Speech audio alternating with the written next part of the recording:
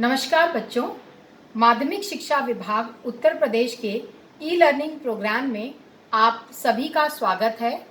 मैं डॉक्टर रेणु राय, प्रवक्ता भूगोल, राजकीय इंटर कॉलेज बड़ौदा हिंदवान हापुड़ से हूँ और आज हम कक्षा 11 की भूगोल विषय में पाठ खनिज एवं शैल को समझने की कोशिश करेंगे।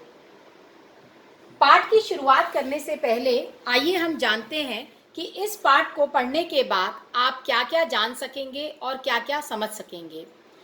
सबसे पहले पृथ्वी पर पाए जाने वाले प्रमुख खनिजों के बारे में जान सकेंगे। इन प्रमुख खनिजों की विशेषताओं व उपयोग को समझ सकेंगे। इसके साथ साथ शैल व शैल के विभिन्न प्रकारों के बारे में जानेंगे और अंत में शैल चक्र को समझने की कोशिश करेंगे। तो आइए पाठ की शुरुआत करते हैं। जैसा कि आपने अपने जो पहले का पाठ है पृथ्वी की आंतरिक संरचना, उसमें आपने पृथ्वी की आंतरिक संरचना में 3 परतों के बारे में पढ़ा था कि जो ऊपरी परत है उसको हम क्रस्ट या भूपर्पटी कहते हैं और जो उसके बाद वाली परत है उसको मैंटल और जो सबसे निचली परत है उसको हम क्रोड या कोर कहते हैं। तो पृथ्वी की जो सबसे बाहरी परत है वो आप जानते हैं कि वो ठोस होती है और जो आंतरिक परत है वह गर्म व पिघली हुई होती है। तो परपटी या क्रस्ट का जो 98% भाग है वो इन 8 तत्वों से मिलकर बना है और ये तत्व कौन कौन से हैं? ऑक्सीजन, सिलिकॉन, एल्यूमिनियम, लोहा, कैल्शियम, सोडियम, पोटेशियम और मैग्नीशियम। ये जो सभी तत्व हैं, सभी एलिमेंट्स हैं, ये स्वतंत्र अवस्था में पाए जाते हैं यानी फ्री होते हैं। और फ्री ना होकर ये कैसे होते हैं? यौगिक होते हैं, एक मिक्सचर के रूप में होते हैं।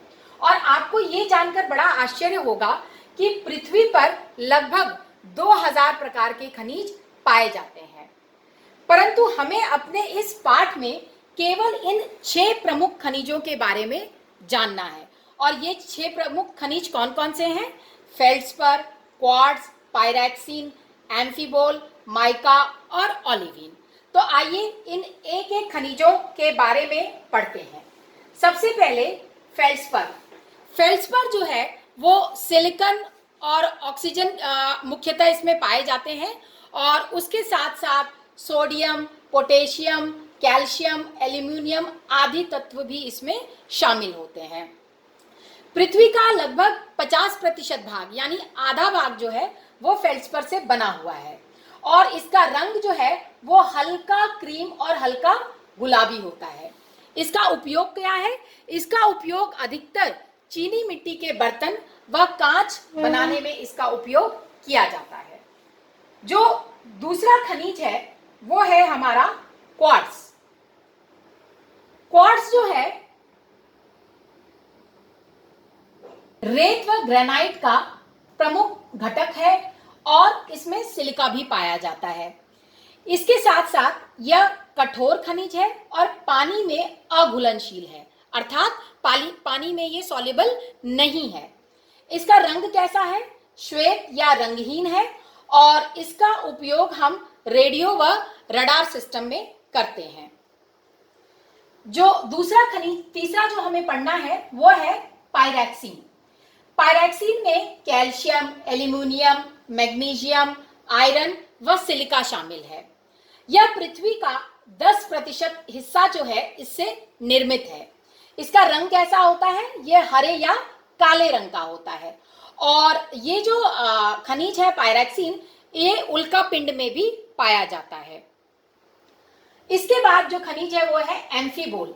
एम्फीबोल के प्रमुख तत्व हैं एल्यूमिनियम, कैल्शियम, सिलिकॉन, आयरन और मैग्नीशियम और पृथ्वी का लगभग 7% भाग इससे बना हुआ है और इसका रंग हरा और काला है और इसके साथ साथ जो इसका उपयोग है वो मुख्यतः एस्बेस्टस उद्योग में इसका उपयोग किया जाता है। इसके बाद हम बात करेंगे माइका की। माइका में पोटेशियम, एल्यूमिनियम, मैग्नीशियम, आयरन और सिलिका इसमें निहित होता है। यह भूपर्पटी का लगभग 4% अंश जो है इस खनिज से बना हुआ है और ये जो खनिज है ये अधिकतर आग्नेय व रूपांतरित शैलों में पाया जाता है। और इसका उपयोग जो विद्युत के उपकरण होते हैं, जो इलेक्ट्रॉनिक इक्विपमेंट्स हैं, इसको बनाने में इसका उपयोग अधिकतर किया जाता है। फिर हम बात करते हैं ओलिवीन की। ओलिवीन में मैग्नीशियम, आयरन और सिलिका मुख्य तत्व हैं। इसका अधिकतर उपयोग जो है आभूषण में किया जाता है और यह हरे रंग का क्रिस्टल होता है। यहाँ आप देख सकते हैं हरे रंग का क्रिस्टल है। और अधिकतर ये जो मिनरल है, ये जो खनिज है, ये बेसाल्टिक शैलों में पाया जाता है। अब हम बात करेंगे खनिजों के प्रकार की। तो खनिजों को मुख्यतः दो प्रकारों में बांटा गया, धात्विक खनिज और अधात्विक खनिज। धात्विक खनिज वो हैं जिनमें धातु की प्रधानता होती है, इसमें धातु तत्व मौजूद होते हैं। फिर हम धातु खनिज को फिर तीन भागों में बांट रहे हैं, बहुमूल्य धात्विक खनिज, लौह धात्विक खनिज और अलौह धात्विक खनिज। तो बहुमूल्य धात्विक खनिज के जो उदाहरण है वो है स्वर्ण, चांदी, प्लैटिनम इत्यादि। वहीं लौह धातु खनिज में लौह एवं स्टील के निर्माण के लिए प्रयुक्त खनिज जैसे मैग्नीज इत्यादि शामिल होते हैं। अलौह धातु खनिज में ताम्र, सीसा, जिंक, टिन, एल्यूमिनियम ये धातुएं शामिल होती हैं। वहीं अगर हम अधात्विक खनिजों की बात करें तो जो अधात्विक खनिज है इनमें धातु के अंश नहीं पाए जाते हैं। और इसके मुख्यतः उदाहरण कौन कौन से हैं? गंधक है, फॉस्फेट है, नाइट्रेट है, सीमेंट भी इसका एक मुख्य उदाहरण है, जो कि बहुत सारे अधात्विक खनिजों का मिश्रण माना जाता है। अब बात करते हैं कि ये जो खनिज होती हैं इनकी कुछ भौतिक विशेषताएं आपको जाननी है, जिसके बारे में एक एक करके हम समझने की कोशिश करेंगे। जो पहली विशेषता है वो है क्रिस्टल। जो खनिज के कण होते हैं उनका बाह्य रूप जो है अणुओं की आंतरिक व्यवस्था द्वारा निश्चित होता है। और खनिजों के कण घनाकार, अष्टभुजाकार या षड्भुजाकार भी हो सकते हैं। जो दूसरी भौतिक विशेषता है वो है विद्वलन। तो खनिजों में विद्वलन जो है वो प्रकृति दिशा द्वारा निश्चित होती है। खनिज एक या अनेक दिशाओं में एक दूसरे से कोई भी कोण बनाकर जो है टूट सकते हैं। तीसरी जो विशेषता है वो है विभंजन। तो खनिजों के अणुओं की जो आंतरिक व्यवस्था है वो अत्यंत जटिल होती है और इसलिए इनमें विभाजन जो है वो अनियमित होता है। खनिजों की एक और विशेषता है चमक। इनके अंदर चमक होती है, अपनी खुद की चमक होती है। और प्रत्येक खनिज जो है इनकी जो चमक होती है जैसे मेटालिक होता है, रेशमी होता है या ग्लासी चमक इसकी होती है। फिर जो पांचवा इसकी भौतिक विशेषता है वो है रंग है। तो इनमें जो रंग है वो मुख्यतः किसकी वजह से है? इनमें जो अशुद्धता पाई जाती है या जो इनका एटॉमिक स्ट्रक्चर है, जो परमाणविक जो संरचना है, उसके कारण इनके रंग अलग अलग होते हैं। जैसे मैलाकाइट, एजोराइट, कैल्सोपोराइट आदि जो परमाणविक संरचना के कारण तथा अशुद्धियों के कारण जो क्वार्ट्ज है उसका रंग श्वेत होता है, हरा होता है, लाल और पीला भी हो सकता है। फिर एक चीज और खनिजों में देखने में मिलती है कि इनमें धारियां होती हैं। आप इनमें स्ट्रिप्स देख सकते हैं। तो ये जो स्ट्रिप्स हैं वो किस कारण से हैं? क्योंकि विभिन्न रंगों का मिश्रण पाया जाता है, इसीलिए हम इनमें विभिन्न धारियां भी देखते हैं। उसके बाद जो ये खनिज होते हैं ये पारदर्शी होते हैं, ट्रांसपेरेंट होते हैं, यानी लाइट जो है इनके आर पार जा सकती है। हालांकि कुछ खनिज जो है वो ट्रांसपेरेंट नहीं भी होते हैं, ओपेक होते हैं, यानी अपारदर्शी होते हैं। फिर एक विशेषता है इनकी संरचना।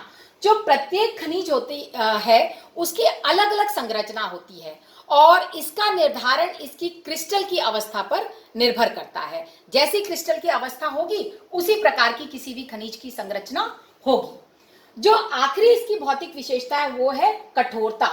तो खनिज जो है कठोर और कोमल दोनों हो सकते हैं, लेकिन जो अधिकतर खनिज है वो कठोर होते हैं। तो ये थी आपकी जो खनिज है उनकी भौतिक विशेषताएं। अब हम बात करते हैं शैलों की, कि शैल क्या होते हैं, समझने की कोशिश करते हैं। पृथ्वी की जो भूपर्पटी है, जो क्रस्ट है, वो किससे बना है? उसका निर्माण शैलों से हुआ है। और शैल का निर्माण जो होता है वो एक या दो खनिजों से मिलकर होता है। शैल एक खनिज से भी बनी हुई हो सकती है या एक से दो खनिजों से अधिक बनी हुई बनकर भी शैलों का निर्माण हो सकता है। और इसमें जो शैल जो होती है वो कठोर भी हो सकती है और नरम भी हो सकती है और विभिन्न रंगों की भी हो सकती है। इसमें जो खनिज जो घटक हैं उनका संगठन जो है वो निश्चित नहीं होता है। किसी किसी में खनिज का परसेंटेज ज्यादा हो सकता है और किसी किसी शैल में खनिज का परसेंटेज जो है वो कम हो सकता है। तो ये जो संगठन है वो कुछ निश्चित नहीं होता है। उसके बाद एक चीज आपको ध्यान रखनी है, जो आपने अभी 6 खनिजों प्रमुख खनिज आपने पढ़े, तो शैलों में अधिकतर सामान्यतः सभी शैलों में फेल्ड्सपर और क्वार्ट्ज पाए जाते हैं। ये जो 2 खनिज हैं ये अधिकतर सभी शैलों में पाए जाते हैं और वो कौन कौन से हैं? फेल्ड्सपर और क्वार्ट्ज। उसके बाद एक शब्द आता है पेट्रोलॉजी। पेट्रोलॉजी हम किसे कह रहे हैं? तो शैलों का विज्ञान, यानी विज्ञान की वह शाखा जिसमें आप शैलों का अध्ययन कर रहे हैं, शैल पढ़ रहे हैं, शैलों से संबंधित जितनी भी चीजें हैं, चाहे वो शैल के प्रकार हैं, शैल की विशेषताएं हैं या शैल चक्र है, इन सब का अध्ययन करने वाली जो विज्ञान की शाखा है उसको हम क्या कह रहे हैं? पेट्रोलॉजी। ठीक है बच्चों, तो ये आपको ध्यान रखना है कि पेट्रोलॉजी शब्द किसके लिए प्रयोग हो रहा है। इसके बाद हम बात करेंगे शैलों के प्रकारों की।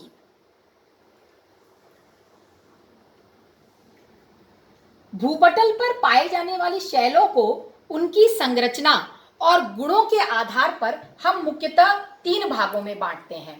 पहला आग्नेय या प्राथमिक शैल, दूसरा परतदार या अवसादी शैल और तीसरा रूपांतरित या कायांतरित शैल। ठीक है, हर शैलों के 2-2 नाम हैं, आपको ध्यान रखना है। तो ये एक चित्र है, आग्नेय शैल या इग्नियस रॉक, अवसादी शैल सेडिमेंट्री रॉक, और ये तीसरा कायांतरित या रूपांतरित शैल या जिसको हम कह रहे हैं मेटामॉर्फिक रॉक। ये इंग्लिश के टर्म्स है, इग्नियस, सेडिमेंट्री और मेटामॉर्फिक रॉक। फिर आगे हम चर्चा करते हैं। सबसे पहले आग्नेय शब्द लैटिन भाषा के इग्निस शब्द का हिंदी रूपांतरण है जिसका अर्थ होता है अग्नि। परंतु ऐसा नहीं है कि इन शैलों का कोई विशेष संबंध है। तो एक विद्वान है भूगोलविद वॉर्सेस्टर के अनुसार जो चट्टानें द्रव पदार्थों के ठंडे होने से ठोस अवस्था में बदल गई हैं वे आग्नेय शैल कहलाती हैं। यानी कि आपने ये पढ़ा हुआ है कि ज्वालामुखी उद्गार से मैग्मा या लावा, जो गर्म मैग्मा या लावा है, वो बाहर की तरफ आता है और भू परपटी पर पहुंचता है, अर्थ क्रस्ट पर आता है। तो जब ये अर्थ क्रस्ट पर आकर ठंडा होता है तो किन शैलों का निर्माण करता है? आग्नेय शैलों का। और शायद ये इन गर्म लावा के ठंडे होने से बन रहा है, इसीलिए इसको अग्नि शब्द से जोड़कर देखा गया है।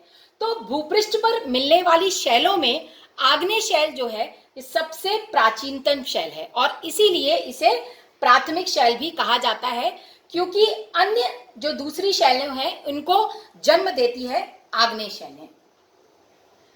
अब हम बात करते हैं कि आग्नेय शैलों को आप किस तरह से आप इनका वर्गीकरण कर सकते हैं। बनावट के आधार पर, यानी कण के आकार व व्यवस्था या पदार्थ की भौतिक अवस्था के आधार पर हम आग्नेय शैलों का वर्गीकरण करते हैं। तो अगर कण का आकार बड़ा है, और वो आकार बड़ा कब होता है? जब धीरे धीरे गहराई पर जाने पर वह ठंडा होता है तो कण का आकार बड़ा होता है। तो पहला जो हमने वर्गीकरण किया वो कण के आकार पर किया कि बड़ा है अगर कण तो पहला। दूसरा, जब वह सतह पर पहुंच रहा है तीव्रता से और ठंडा हो रहा है तो कण का आकार छोटा व चिकना होता है। तो दूसरा वर्गीकरण छोटे व चिकने आकार के कण पर आधारित है। और तीसरा जो आग्नेय शैल का वर्गीकरण है वो मध्यम परिस्थितियों वाला है। तो मध्यम परिस्थितियों में जो कण के आकार हैं वो मध्यम आकार के होते हैं। तो इस तरह आग्नेय शैलों का 3 वर्गीकरण कण के आकार पर हो गया। अब हम देखते हैं कि आग्नेय शैलों के उदाहरण आप इस चित्र में देख सकते हैं। बहुत सारे उदाहरण हैं, आपको ये नाम याद रखने हैं, जैसे andesite, basalt, diorite, gabbro, granite, pumice, है ना, टफ, ये सारे क्या है, आग्नेय शैल के उदाहरण है। अब हम बात करते हैं जो दूसरी प्रकार की शैल है, उसका नाम है अवसादी शैल। तो जो अवसादी शब्द है वह फिर से लैटिन भाषा के सेडिमेंट से बना हुआ है। और सेडिमेंट का क्या अर्थ है? सेडिमेंट का अर्थ है व्यवस्थित होना, ठीक है, कोई चीज ऑर्गेनाइज्ड होना, व्यवस्थित होना। तो इन शैलों का निर्माण कैसे हो रहा है? जब सतह पर शैलें अपक्षय करने वाले पदार्थों के संपर्क में आती हैं तो छोटे छोटे कणों में विभाजित हो जाती हैं। इसको समझने के लिए, जैसे मान लीजिए सतह पर आग्नेय शैलें हैं और इन पे धीरे धीरे अपक्षय करने वाले पदार्थ अपना काम कर रहे हैं। आपने छोटी कक्षाओं में अपक्षय अपरदन पढ़ा हुआ है आपने। तो अपक्षय करने वाले कारक कौन कौन से हैं? जैसे मान लीजिए वर्षा का जल है, हवा है, नदी का बहता हुआ पानी है या हिमकण है। तो इन सब कारकों की वजह से क्या होता है कि जो पृथ्वी पर उपस्थित जो शैलें हैं वो धीरे धीरे क्या हो रही हैं, उनमें टूट हो रही है और टूट होकर वो इन सब माध्यमों से दूसरे जगह जाकर ट्रांसपोर्ट हो रही है और निक्षेपित हो रही है, जाकर डिपॉजिट हो रही है। तो इस प्रक्रिया से जो शैलें बन रही हैं उनको हम क्या नाम दे रहे हैं? अवसादी शैलें या सेडिमेंट्री रॉक्स। अवसाद जो वर्ड है वो सेडिमेंट है, ठीक है, जो मलबा होता है, जो वो कैरी हो रहा है या तो नदी के जल से या हवा से और दूसरी जगह जाके वो क्या हो जा रहा है? निक्षेपित हो जा रहा है, डिपॉजिट हो जा रहा है और अवसादी शैलों का निर्माण कर रहा है। तो विभिन्न बहिर्जात कारक जो एक्सटर्नल फैक्टर्स हैं उनके द्वारा संवहन व निक्षेप हो रहा है, जैसा मैंने अभी आपको समझाया। इसमें एक शब्द आता है शिलीभवन, ये आपको समझना है। तो सघनता के कारण जब इनका संचित पदार्थों में परिवर्तन होता है तो इसको हम क्या कहते हैं? शिलीभवन। और शिलीभवन के बाद भी जो विशेषताएं हैं वह शैलों की कायम रहती है। अब हम बात करते हैं अवसादी शैलों के वर्गीकरण की। तो अवसादी शैलों को मुख्यतः 3 वर्गों में बांटा गया। और किस किस आधार पर? यांत्रिकी रूप से निर्मित, कार्बनिक रूप से निर्मित और रासायनिक रूप से निर्मित। तो पहला बात करेंगे यांत्रिकी रूप से निर्मित, है ना, मैकेनिकल वे में। तो यांत्रिकी रूप से निर्मित होने वाले जो अवसादी शैल हैं वो कौन कौन से हैं? बालुकाष्म, पिंडशिला, चूना प्रस्तर, शैल, विमृदा आदि। वहीं कार्बनिक रूप से कौन कौन से निर्मित है?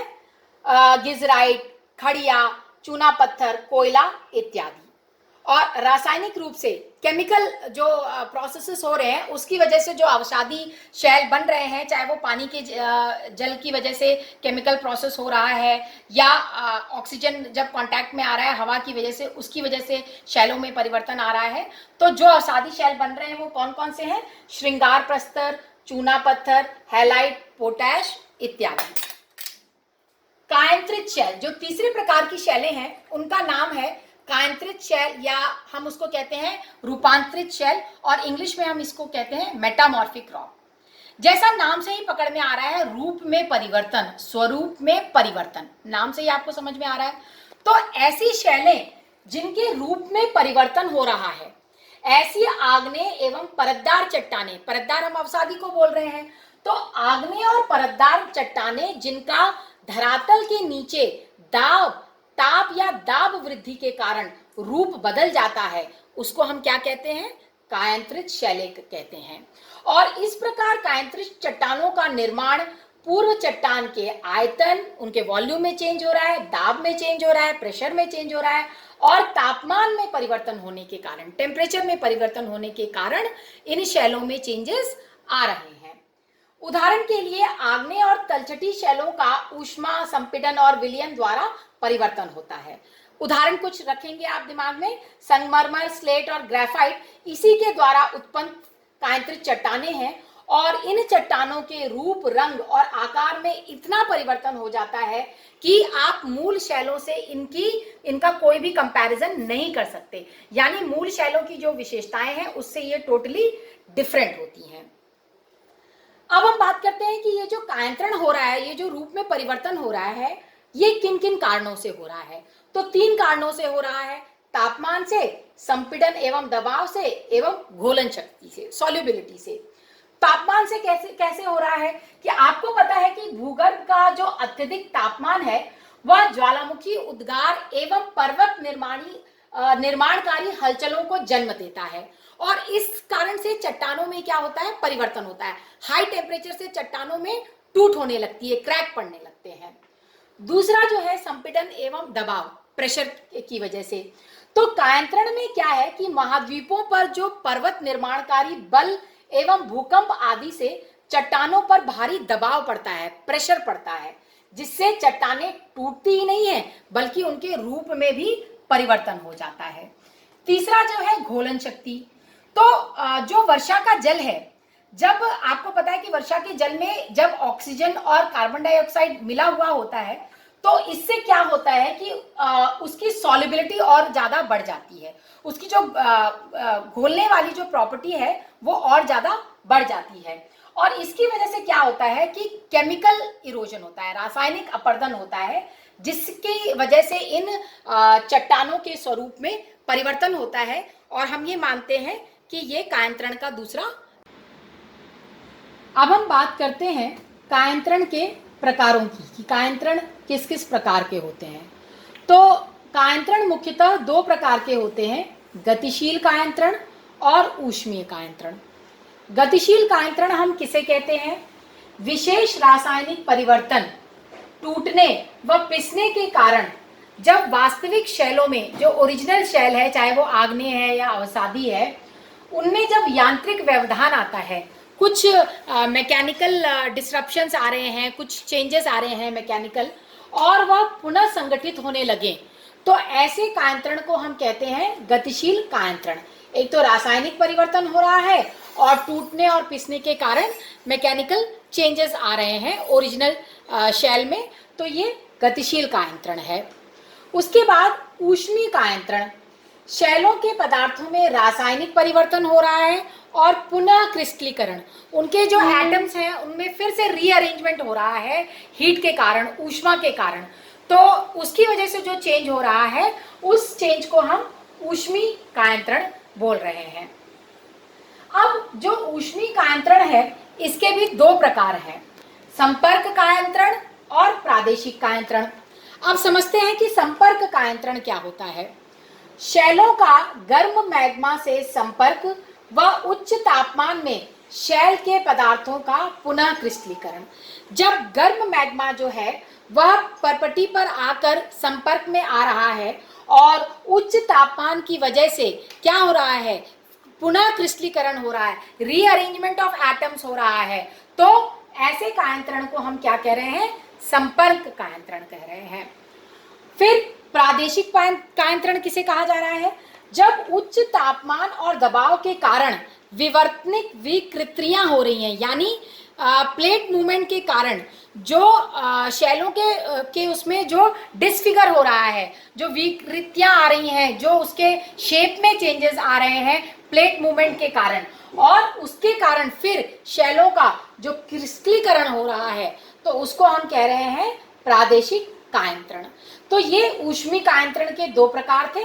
पहले हमने जाना कि कायांतरण के प्रकारों में गतिशील और ऊष्मीय, और फिर ऊष्मीय कायांतरण के 2 प्रकार, संपर्क कायांतरण और प्रादेशिक कायांतरण। अब कायांतरित शैलों या रूपांतरित शैलों से रिलेटेड 2 टर्म्स और आपकी किताब में दिए गए हैं जो आपको जानना है, वो है फोलिएशन या पत्रण और दूसरा है लीनिएशन। अब समझते हैं कि फोलिएशन क्या होता है। जब रूपांतरित शैल के कण कुछ परत के रूप में समानांतर अवस्था में पाए जाते हैं, तो इस प्रकार की कायांतरित शैलों की बनावट को हम फोलिएशन या पत्रण कहते हैं। और वहीं लीनिएशन क्या होता है, यह भी रूपांतरण शैलों की एक बनावट ही है, परंतु इसके अंतर्गत खनिजों के कण लंबे, पतले तथा पेंसिल के रूप में पाए जाते हैं। जब समानांतर अवस्था में पाए जाते हैं तो फोलिएशन, और जब लंबे, पतले और पेंसिल के रूप में कण पाए जा रहे हैं तो उसको हम नाम दे रहे हैं लीनिएशन। अब बात करते हैं शैल चक्र या रॉक साइकिल की। सबसे पहले क्या होता है कि आग्नेय शैलों का निर्माण होता है, उसके बाद इन चट्टानों पर अपक्षय और अपरदन का कार्य प्रारंभ हो जाता है। इन अवसादी चट्टानों का निर्माण शुरू होने के बाद आग्नेय और अवसादी चट्टानें ताप तथा दाब के प्रभाव में कायांतरित शैलों में बदल जाती हैं।